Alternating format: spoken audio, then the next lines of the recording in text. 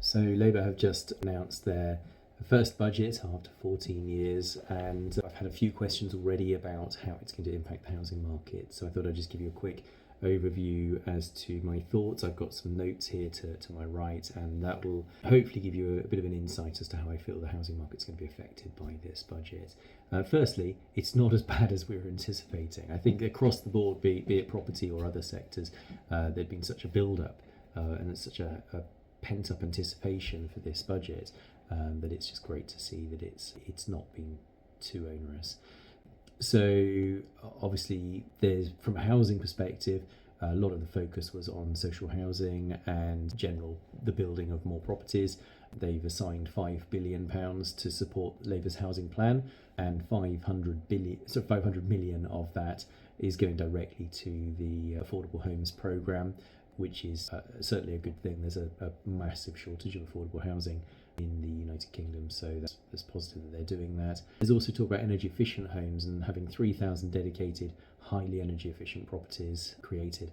I think this is a very positive step in the right direction. It's astonishing, in Oxfordshire we've got all of these new home developments, and the best we get is sort of air source heat pumps and those sorts of things. I don't understand why they don't, at a governmental level, legislate that houses need to have photovoltaic cells or batteries or what have you. And I sort of do understand why, which is the builder's margin needs to be there, and of course spending tens of thousands on energy efficient things doesn't really reflect in the price as a general rule. Anyway, mortgage guarantee scheme. This is an interesting one because they say, we're being heroes, we're going to keep the 95% loan to value scheme for buyers. 95% is actually going to become a market norm fairly soon. So you may be horrified to learn that in August this year, the government backtracked on the mortgage market review. So the mortgage market review was in 2014. It was legislated that any buyer would need to be stress tested to 3% above the rate that they were going for. And this was to ensure that the government were able to put up a base rate because, and you wouldn't cause mass repossession because everybody had been stress tested to make sure they could actually afford this increase.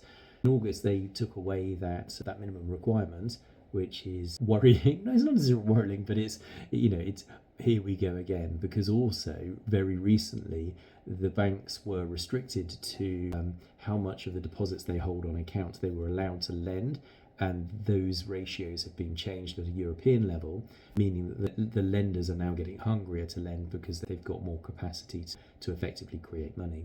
And this is potentially the start of a boom phase in the housing cycle. I imagine it'll take a while to build up a head of steam, but it's certainly an area to watch. So look, I've got onto that because of them saying about the mortgage guarantee scheme. It's going to be irrelevant because the lenders will want to be lending, and I won't be surprised if within the next 12 months we'll probably see a return to 100% mortgages as well, for the right applicants, of course. So I'm not condoning or otherwise that, but it's something I feel is likely to come forward as the market heats up again. So stamp duty updates obviously is fundamental. So there's a huge issue at the moment with amateur buy-to-let landlords leaving the industry and selling properties, and the number of landlords that are selling is astronomical. They now changed this. There's a surcharge if you buy a buy-to-let. There's an extra 2% on the stamp. So normally you pay an extra 3% on your purchase price just because you're buying it as a buy-to-let, and now they've upped that to 5%. Now the problem we've got here is Labour doing that. It's great, bash the landlords, bash those buying second homes, but actually it's taking stock away from the buy-to-let ecosphere, and so as a result there's a lot of competition for any properties to rent, and that's causing major issues for tenants, and it's putting the prices up because it's all supply and demand driven. And if you could let a house 20 times at a price, you put the price up, and then you can let it 10 times, put the price up, let it 5 times, and so be it. So as a result, you're finding that there's a lot of pressure on prices. Now going from 3 to 5% means if you've got a landlord who's looking to buy a buy-to-let investment for 200,000, they're going to be paying £10,000 stamp duty on top of the normal stamp duty at 200 at the moment. They wouldn't have any other stamp duty. That's £10,000 stamp duty. If they let it for £1,000 a month, they're paying income tax on that £1,000 a month, and generally they'll be higher rate income tax payers. they'll also then have the mortgage on the balance of that. So with the profit of £100 or so, it's going to take a hell of a long time to pay back the £10,000 extra on the stamp duty.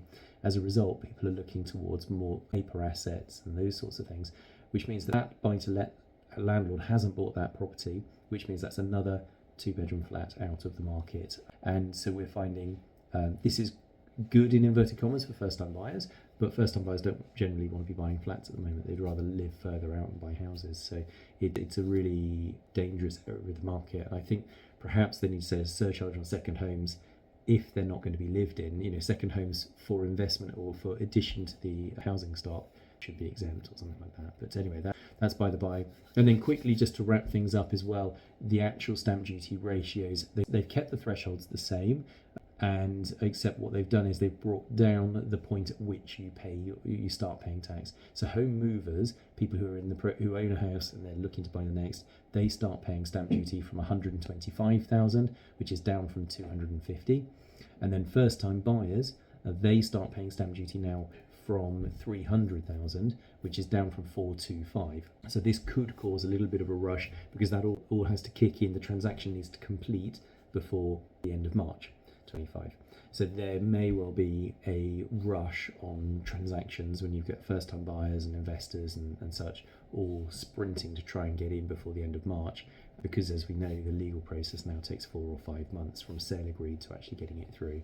So it's, interesting times ahead. But rest assured, market activity seems incredibly busy at the moment, and the area of the market, anything over 1.2 million, a lot of that, those potential buyers have been holding their breath, waiting to see what's going to happen in this budget. So we're anticipating now, as the budget wasn't too onerous for most owner-occupiers at 1.25 or above, we're now expecting there to be a bit of an increase, a bit of a rush in activity in that area of the market ahead of the traditional Christmas slowdown. So there you go. That was a lot of waffle. I hope it all makes sense. And if you have any questions or you want to have a chat about it, reach out to me anytime on all the contact details to follow.